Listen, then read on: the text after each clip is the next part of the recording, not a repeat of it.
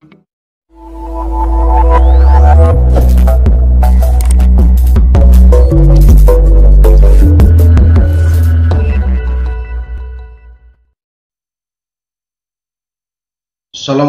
warahmatullahi wabarakatuh.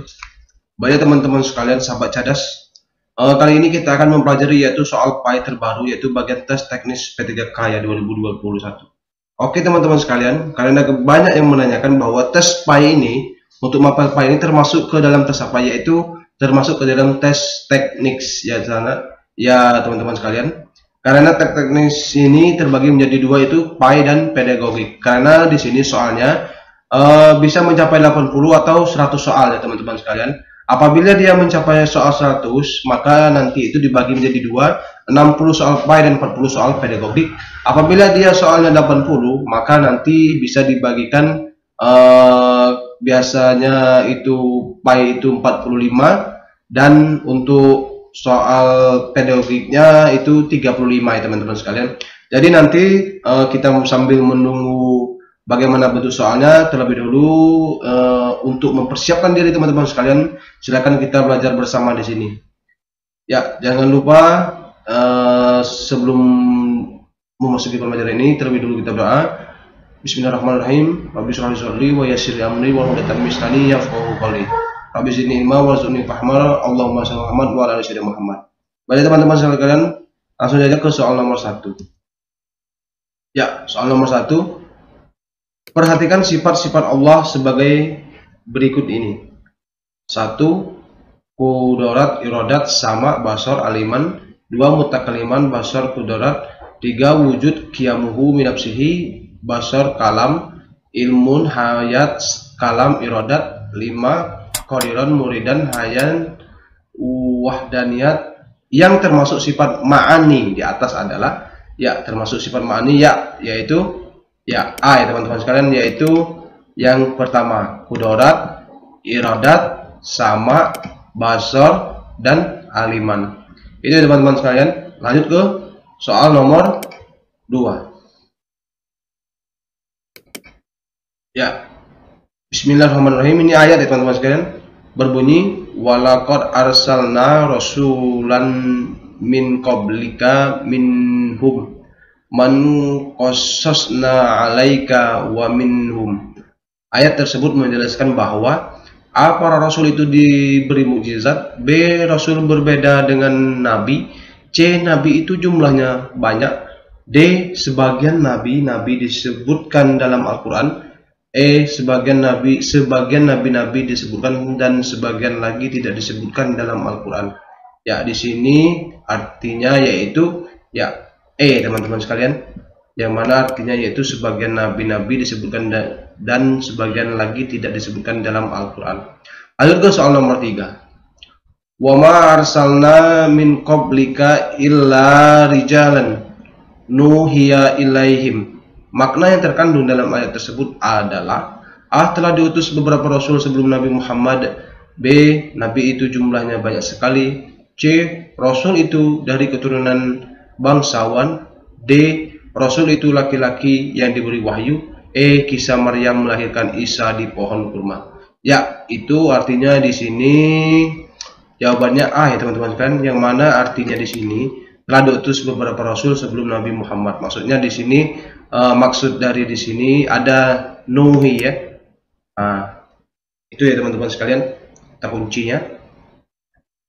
Lanjut ke soal nomor 4.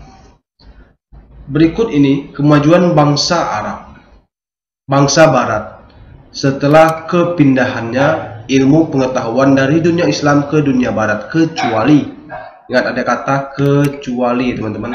A. Pengembangan ilmu pengetahuan, B. Adanya terjemahan buku-buku Islam, C.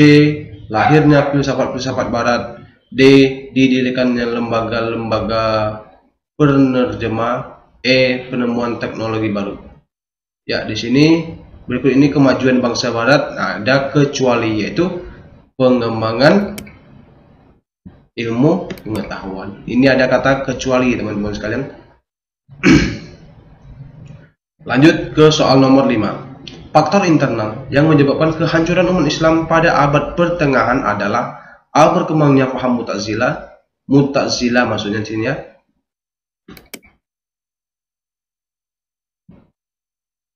B. Berdirinya kerajaan Islam yang terpecah-pecah. C.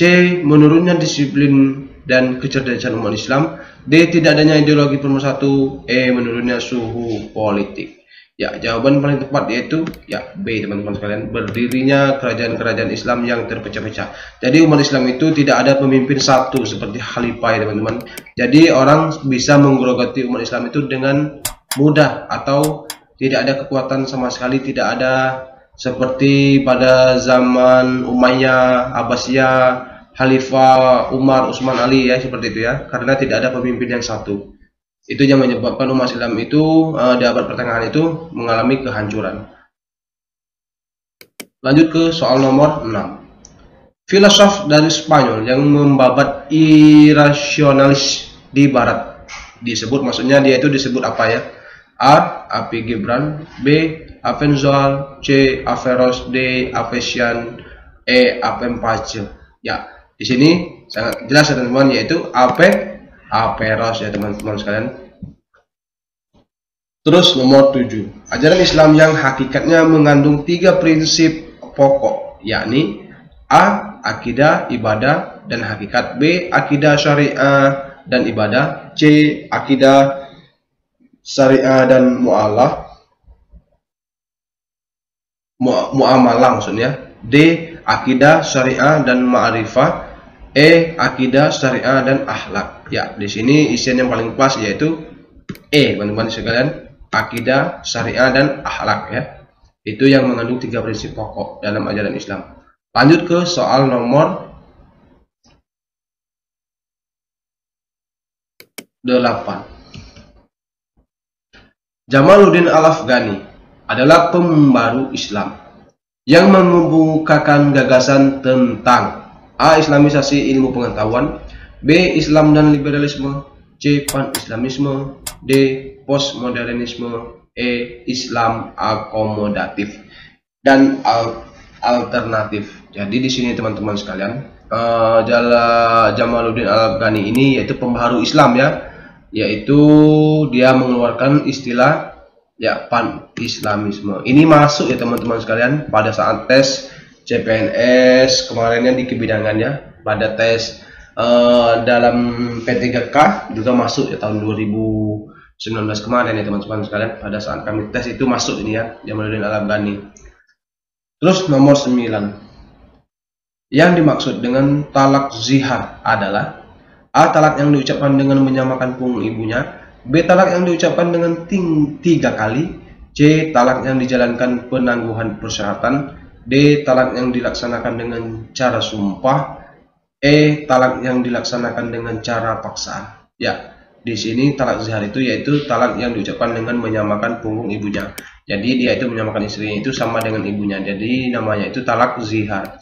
Kalau talak 3 kali ini ya teman-teman sekalian, ini talak bain ini ya, bain kubro ya. Kalau yang bersumpah itu serta seperti talak seperti ilat itu ya teman-teman. Sudah itu untuk yang zihar ini ini yang dinamakan dengan talak dengan secara halus ya teman-teman sekalian. Itu yang dinamakan dengan talak zihar. Itu talak diucapkan dengan menyamakan punggung ibunya. Lanjut ke soal nomor 10. Pada masa kepemimpinan Khalifah Al-Ma'mun, yaitu Bani Abbasiyah, telah menghasilkan suatu produk keilmuan, yakni A. Baitul Lahmi, B. Baitul Ilmi, C. Baitul Hikmah, D. Baitul Ulum, E. Baitullah Hikmah. Ingat ya teman-teman, sekalian ini semuanya masuk pada saat tes CPNS kemarin ya. Jadi Bani Abbasiyah dan Bani Umayyah itu masuk semua ya teman-teman sekalian. Itu ada sekitar 3 soal ini ya teman-teman. Jadi di sini yang paling pas yaitu Baitul Hikmah. Baitul Hikmah itu yang didirikan oleh Khalifah Al-Ma'mun pada masa Bani Abbasiyah ini, yaitu keilmuan di sini dinamakan tempat segalanya pembelajarannya pada saat Bani Abbasiyah. Namun ya teman-teman sekalian, pada saat Bani Abbasiyah ini diserang oleh tentara Mongol, maka semua buku-buku itu hilang dan ada sejarahnya teman-teman sekalian. Lautan itu menjadi biru dengan tinta. Baik teman-teman sekalian, cukup sekian. Terima kasih. Wassalamualaikum warahmatullahi wabarakatuh.